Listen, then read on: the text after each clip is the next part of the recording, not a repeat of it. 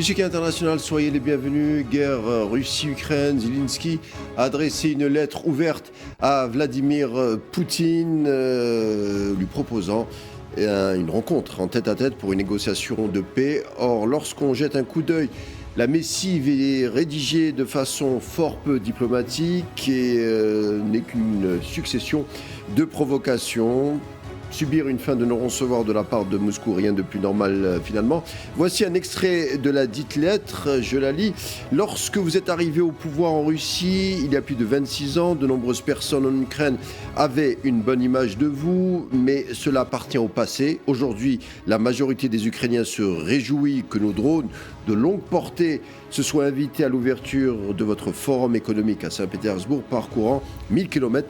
Pendant 26 ans, votre exercice du pouvoir a complètement changé la nature des relations entre l'Ukraine et la Russie. Toute la missive est rédigée avec ce même ton. Et en conclusion, et c'est là que cela suscite l'interrogation, puisque l'Ukrainien termine avec cette forme de conclusion. Il le dit, l'Ukraine propose de mettre fin à cette guerre par un dialogue direct entre vous et nous. Je propose une rencontre. L'Ukraine est prête à un cessez-le-feu total pendant toute la durée des négociations. Comment comprendre justement la nouvelle sortie de Volodymyr Zelensky envers Poutine? Et qu'est-ce que cela nous renseigne sur le terrain de la guerre et sur le terrain de la diplomatie? On en parle et c'est tout de suite.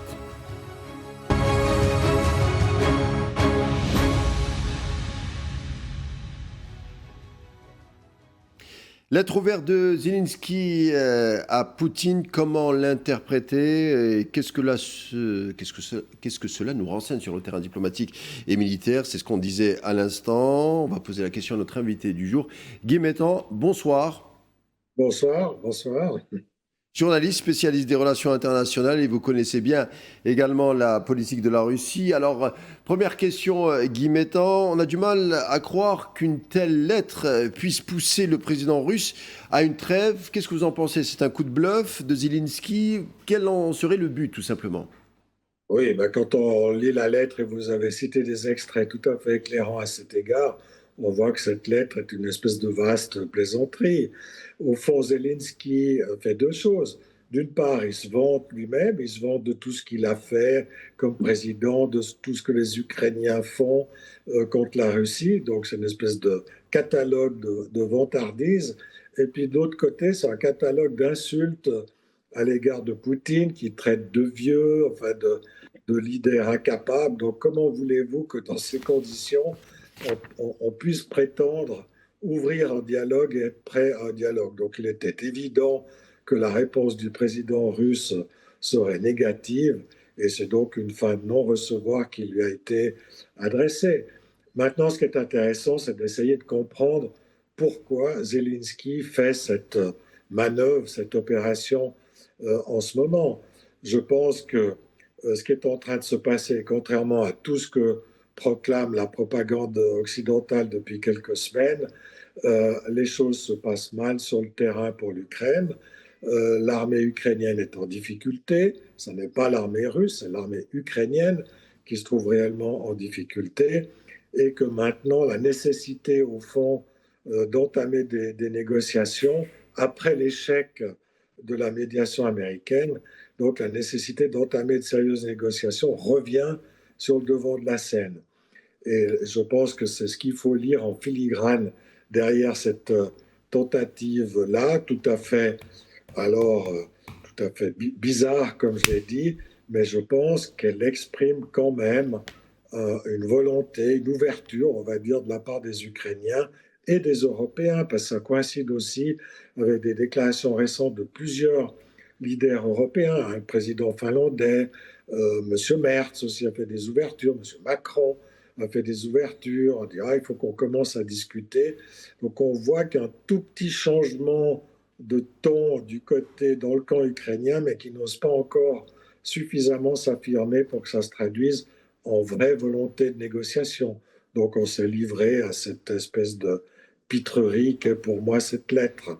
On verra ce qui va suivre dans les semaines qui viennent. Alors, dans son texte, le président ukrainien Zelensky propose à Poutine une rencontre directe en terrain neutre. D'ailleurs, il a parlé de la Suisse, de la Turquie, entre autres. Zelensky demande également un échange de prisonniers de part et d'autre.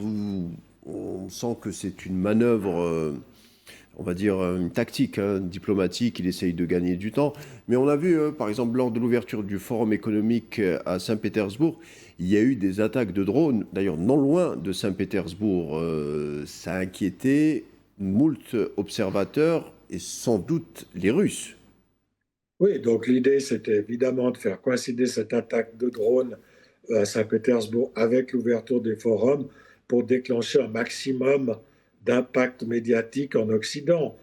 Cela dit, si vous étiez à Saint-Pétersbourg, et je connais des gens qui y étaient, à Saint-Pétersbourg même, ça a à peine été remarqué parce que c'était un, comment, un tanker, enfin, comment on dit, Une un production. récipient là, Voilà. qui contient du pétrole qui a brûlé. Il n'y a absolument pas eu d'autres dégâts. Il y a eu un peu de fumée pendant quelques heures et c'est tout. Donc l'impact militaire est absolument nul. L'idée, c'était d'avoir un impact médiatique. Et là, alors ça, pour renouer avec ce que j'ai dit tout à l'heure, on voit qu'on est dans des opérations de communication essentiellement.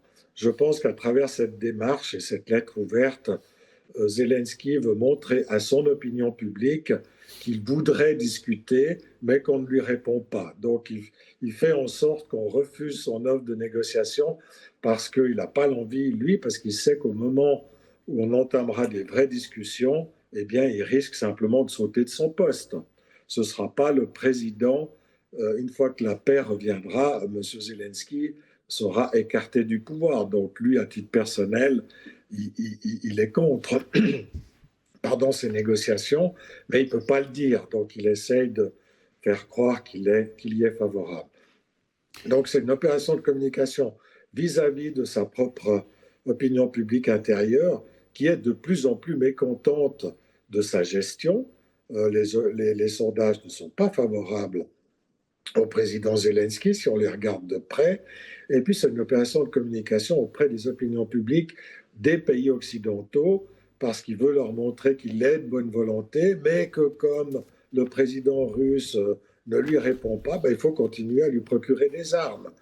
Donc on voit très... Et puis en même temps, il veut passer pour le, entre guillemets, le pacifiste aux yeux de l'opinion publique, alors qu'il a toujours refusé jusqu'à maintenant, au fond, de mener des vraies négociations. Rappelons-nous qu'en avril 2022, il aurait eu l'occasion de mettre fin à cette guerre en simplement en avalisant le mémorandum de paix que ses propres émissaires avaient négocié avec les Russes un mois après le début des hostilités. Or, il ne l'a pas voulu. Il aurait pu le faire. Donc ça montre que tout cela relève de la communication, de la propagande, plus que de la volonté. Mais je pense quand même, sous-jacent, on ressent, et c'est comme ça qu'il faut interpréter, on va dire de façon plus positive cette démarche, quand même un essai de vouloir tôt ou tard passer à la table de négociation de façon plus sérieuse. L'aide à l'Ukraine, parlons-en, celle accordée et planifiée, on s'en souvient, sous Biden, qui continue sous Trump. Cela a été d'ailleurs confirmé lors d'une audition devant le comité des affaires étrangères au Congrès américain, où Marco Rubio, le secrétaire d'État, le dit, nous ne sommes pas des médiateurs impartiaux dans ce conflit, puisque nous fournissons de l'aide à l'Ukraine. Fin 2024, quelques chiffres, l'aide était de 20 milliards de dollars, non inclus dans les 188 milliards de dollars octroyés d'ailleurs par l'intermédiaire de la Banque mondiale et remboursables grâce aux intérêts des avoirs russes gelés. C'est en tout cas le mécanisme qui a été décrit dans ce montage financier. Par ailleurs, le département d'État américain vient également d'autoriser une nouvelle aide d'environ 108 millions de dollars. Mais comme chacun sait, Guy Mettan, vous allez nous éclairer sur cette question, l'Ukraine étant en faillite, ses prêts ne seraient jamais remboursés. L'arrivée de Trump au pouvoir à la présidence, n'a pas remis en cause l'implication principale dans ce conflit des Américains, ni ouvert une quelconque porte à une résolution. Oui, bah, on sait que l'État ukrainien est en faillite. S'il n'y avait pas les subventions hier américaines et aujourd'hui européennes, l'État ukrainien serait déjà en banqueroute.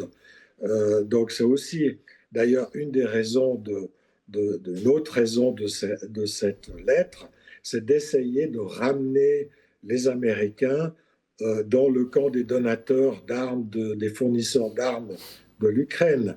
C'est de dire, écoutez, moi je fais tout ce que je peux pour négocier avec les Russes, mais regardez, ils ne veulent pas.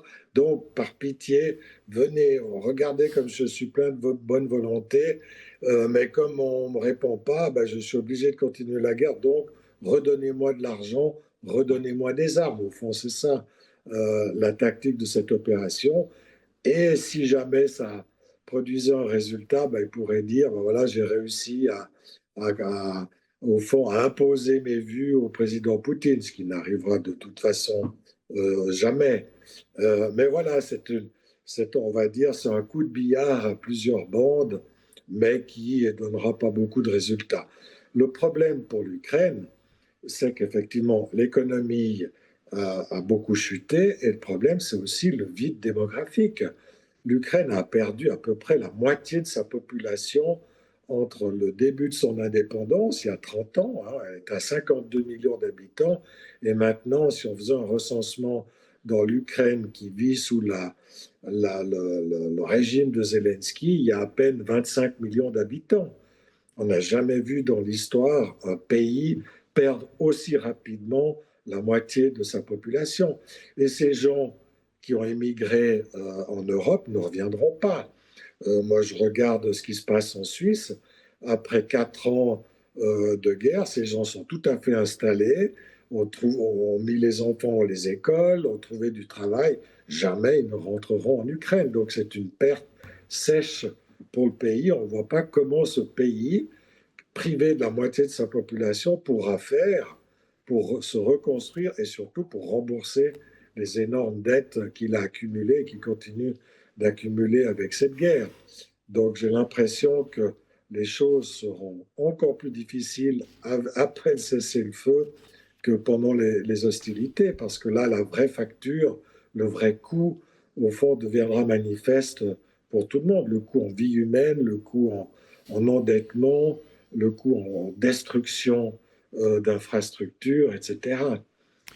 La fourniture d'armes occidentales continue vers l'Ukraine, des armes plus puissantes et qui frappent en profondeur la Russie, comme la journée du 5 juin lors du forum économique de Moscou, hein, de Russie, où une attaque de drone a fait quand même, c'était spectaculaire, mais vous nous dites que c'était plus spectaculaire qu'un gage d'avancement ou de progrès dans la guerre, c'est ce que vous nous avez expliqué à l'instant. Alors, on l'a vu, hein, Poutine a demandé pourtant un renforcement des défenses aériennes. Quand même, les Russes, les militaires russes sont en alerte. Ils regardent ça avec un œil circonspect. Mais on a l'impression que Zelensky a également opéré un changement dans sa stratégie militaire depuis l'échec de l'offensive en 2023. On parle aujourd'hui notamment de la stratégie Lingxi du côté ukrainien. Alors c'est un mot chinois qui veut dire le supplice des 1000 plaies ou des 1000 coupures. Alors l'idée, c'est de faire des petites attaques décimées sur le sol russe qui provoqueraient à force une espèce d'hémorragie. Et d'un autre côté, on voit que la Russie est également en train de changer sa capacité défensive, puisqu'on parle d'un nouveau front du côté de la frontière biélorusse. Est-ce que vous pouvez nous dire un mot sur ces mouvements, sur les progrès qui sont en train de s'inscrire sur le terrain militaire? Oui, je pense que pour commencer par la dernière mention que vous avez faite sur le front biélorusse, je pense qu'il n'y aura pas d'ouverture de front entre la Biélorussie et l'Ukraine. Il s'agit pour les Biélorusses de se tenir prêts, d'envisager toutes les éventualités et de montrer qu'ils sont prêts en cas d'escalade et de dégradation de la situation militaire. Mais en tout cas, les Biélorusses n'entreront pas en guerre aux côtés de la Russie contre l'Ukraine. Je pense qu'on peut exclure cette possibilité. Il faudrait qu'il y ait une attaque, soit des pays baltes, soit de l'Ukraine directement contre la Biélorussie, mais est-ce que, évidemment, ils se garderont de faire? Je crois que pour ça, c'est. Maintenant, vous avez parlé effectivement de cette stratégie des 1000 plaies, qu'on appelle aussi guerre asymétrique. Il s'agit au fond de porter dans le camp ennemi, en l'occurrence la Russie, un maximum de dommages en s'attaquant à toutes sortes de cibles, et non plus aux cibles militaires exclusivement, hein. Par exemple, aux cibles civiles, on voit que les forces ukrainiennes ont par exemple tiré sur une école où ils ont tué 21 jeunes gens et jeunes filles à Lugansk il y a 3 semaines. Ils ont tiré par exemple sur un bus plein de civils qui a fait 7 ou 8 morts civiles. On voit que les objectifs civils sont multipliés, donc ce qui est du terrorisme, on appellerait ça dans tous les pays normaux des actes de terrorisme, parce qu'il s'agit effectivement d'essayer de commettre ces 1000 plaies, sachant que les cibles militaires sont beaucoup plus difficiles à atteindre. Donc on se venge sur les civils en espérant qu'on fera changer d'avis les civils et qu'il y ait une révolte de la population russe contre son président. Ce qui n'a aucune chance de se produire. On le voit aussi avec ce qui s'est passé en Iran. Quand les populations civiles sont attaquées, comme les Américains l'ont fait en Iran pendant 2 mois, eh bien, la population fait bloc derrière son gouvernement. Et c'est ce qui se passe en Russie. La popularité de Poutine est toujours aussi élevée. Elle a passé, alors on nous a dit dans les journaux européens, elle est en chute. Elle a passé de 80% de taux de satisfaction à 72%, alors que Macron est à 17% de taux de satisfaction. Donc, de qui se moque-t-on avec ce genre de chiffres? Cela dit, ben, c'est vrai qu'il faut reconnaître que cette stratégie porte des dommages à la Russie, des dommages sur les infrastructures pétrolières notamment.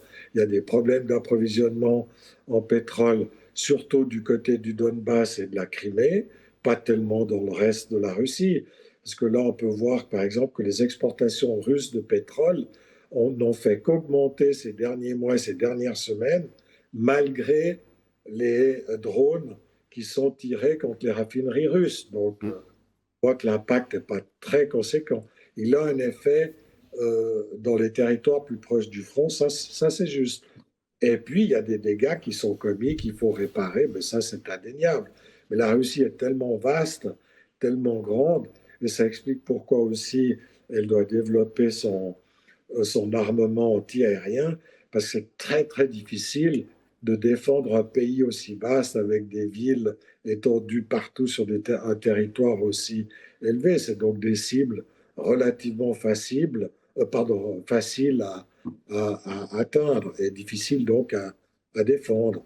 Mais là, on sait aussi que tôt ou tard, une parade sera trouvée, même si on ne sait pas encore exactement laquelle maintenant. Alors, il y a 3 jours, le Parlement russe a adopté une loi autorisant la saisie des biens russes ayant quitté la Russie et agissant contre les intérêts de leur pays.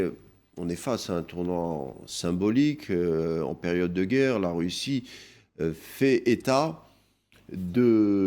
fait état d'un ennemi ou d'une menace intérieure. Alors, comme je l'ai dit, c'est un tournant.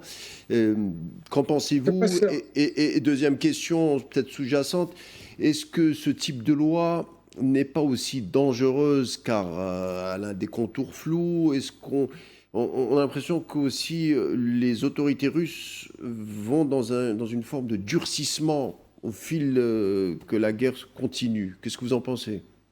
Oui, je ne sais pas s'il s'agit d'un tournant. Au fond, la Russie, contrairement à l'Ukraine, ne veut pas s'endetter. Je rappelle que l'endettement de la Russie, c'est 16,4% du produit national brut. La France est à 115%. Les États-Unis à peu près au même niveau. Donc ça n'a rien de comparable. Mais pour préserver au fond la stabilité économique et puis aussi la force du rouble, au fond, le gouvernement russe veut éviter de se surendetter en dépit des dépenses de guerre qui, elles, évidemment, ont dû être fortement augmentées. Elle y est assez bien réussi. Elle a assez bien réussi dans cette manœuvre puisque l'endettement reste très bas après 4 ans et 2 mois de guerre. Guy mettant, mais sur la Maintenant, saisie des évidemment, biens surtout, sur la saisie des oui, biens. alors justement maintenant, alors le gouvernement russe va chercher l'argent là où il est, c'est-à-dire au fond dans les poches de ses contribuables, et en particulier dans les poches de ses contribuables les plus riches. Mais il faut se rappeler, et ça c'est aussi un motif de satisfaction pour la population, avant la guerre, les oligarques, comme on les appelle, russes, plaçaient leur argent dans les banques occidentales et notamment dans les banques suisses, et vous aviez 100 à 150 milliards par an de fuite des capitaux qui échappaient totalement aux Russes, au développement de la Russie et au peuple russe. Maintenant, ça n'est plus possible. Et cette loi est faite pour empêcher cette évasion des capitaux, pour empêcher la frange la plus riche des Russes de placer leurs capitaux à Dubaï ou ailleurs et donc d'échapper au fond au fisc russe. Donc on peut comprendre ce type de mesures. Alors oui, il n'a peut-être pas eu besoin de le faire pendant les premières années, on le fait maintenant, mais il ne s'agit pas, à mes yeux, d'un immense tournant C'est une pression, c'est économique. une forme de La guerre, pression. voilà, c'est une étape supplémentaire, mais pour essayer d'éviter. Après, il restera quand même aussi la possibilité de l'endettement, comme je l'ai dit, puisque là, l'État russe, qui est un des moins endettés du monde, a encore une capacité à le faire. Mais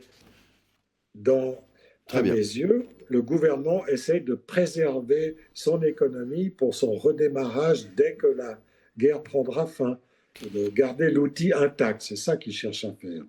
Soutenir la monnaie, le rouble, au lieu de Exactement. soutenir des monnaies Et peut-être sa rivales. crédibilité financière pour attirer à nouveau des investissements étrangers, etc. Ouais. L'affront russe au niveau culturel et sportif continue, surtout de la part de la France. L'hymne national russe n'a pas été joué à l'issue de la victoire de Mira Andreeva au Master de tennis de Roland-Garros lorsqu'elle a gagné sa finale. On le voit, la campagne anti-russe continue de s'infiltrer même dans des événements sportifs et internationaux. La russophobie n'est pas prête de s'estomper. En tout cas, pas en Occident. Oui, je dois dire que c'était assez pitoyable. Le fait qu'on voit. Vous avez vu d'ailleurs comment la joueuse ukrainienne, puisqu'avant elle avait dû faire jouer un match contre une joueuse ukrainienne, qui a refusé de serrer la Serrer la main main, oui. du jeune garçon qui devait l'accompagner, ce qui était absolument. D'ailleurs, cette Ukrainienne se fait huer par le public, ce qui était tout à fait compréhensible parce que c'est honteux. Le pauvre garçon n'y pouvait rien, qu'elle n'aime pas son adversaire russe, on peut le comprendre. Mais ce garçon-là n'avait strictement rien à faire dans cette histoire. Et là, après, eh bien, là, je dois dire que Roland Garros et l'équipe organisatrice, à mon avis, c'est pas tellement grandi, parce qu'il aurait quand même pu faire un geste, je trouve, dans le sens, puisque c'était une Russe qui avait gagné, il n'y a pas de raison non plus que les sportifs, que les gens de la culture, que le peuple russe lui-même ait à souffrir de ce que fait son gouvernement. C'est des choses différentes. C'est le principe de la Mais punition notre collective. ligne, oui, c'est le principe. Voilà, puis on met tout le monde dans le même sac, on essentialise son adversaire, on le diabolise. Mais enfin, Alors qu'en droit, ça n'existe l'Europe pas, se hein. En droit construit. moderne, la punition collective n'existe pas, hein. Mais oui, et puis c'est une aberration. L'Europe s'est construite contre ce genre de pratique et maintenant elle le pratique. Alors il y a quand même une toute petite chose positive, c'est que c'est la première fois que des joueurs russes sont réadmis dans un tournoi international. Ça, c'est aussi à saluer. Mais on n'a pas encore osé aller jusqu'au bout et à jouer l'hymne national russe en cas de victoire, ce qu'on aurait quand même dû faire, en tout cas à mes yeux. Oui. Pendant la première phase, lors de cette guerre en Ukraine, les Occidentaux étaient partie prenante, ils sont toujours partie prenante. On visait un effondrement économique russe pour peut-être le départ de Vladimir Poutine. Aujourd'hui, il semblerait qu'on ait un peu évolué en termes de cette approche, puisque pour les Occidentaux, seule la défaite, voire la disparition de la Russie serait un but envisageable. Qu'est-ce que vous en pensez? Comment cette guerre, ce conflit, se finira ou se conclura? Je pense que tôt ou tard, on arrivera à de vraies négociations et on arrivera à un accord. En tout cas, un cessez-le-feu. Parce qu'effectivement, l'épuisement des combattants finira comme c'est dans le cas de toute opération humaine, finira par arriver un jour. Alors, est-ce que ce sera dans quelques semaines, à la fin de cette année ou l'année prochaine? Personne peut le dire. Mais en tout cas, on sent, d'après les ouvertures européennes que je mentionnais, d'après la fatigue américaine, même si les Américains ont de nouveau pris quelques mesures en faveur de l'Ukraine, on sent au fond que le cœur n'y est plus quelque part, ni en Europe, ni dans une majorité du peuple ukrainien. Regardez toutes ces vidéos, par exemple, sur le recrutement, les gens qui font du recrutement de soldats en Ukraine, qui se font crever les pneus, certains se font tirer dessus, se font battre. Ça devient de plus en plus compliqué et difficile. Très bien, En Guy Russie Mettan. aussi, d'ailleurs, hein. C'est des deux côtés. Donc là, il y aura un épuisement, puis tôt ou tard, moi, j'espère qu'on arrivera à un vrai accord qui permette de reconstruire une vraie paix sur le continent européen. Mais ça, c'est un vœu qui risque d'être pieux pendant encore un certain temps, je le crains. On suivra le dossier en tout cas avec vous. Et d'ici là, merci d'avoir été avec nous, Guy Mettan, spécialiste Merci des à relations vous. internationales et journaliste. Merci d'avoir nourri les échanges. Je vous dis à bientôt. À bientôt. L'échiquier international est terminé pour aujourd'hui. Bonne soirée et on se dit à demain.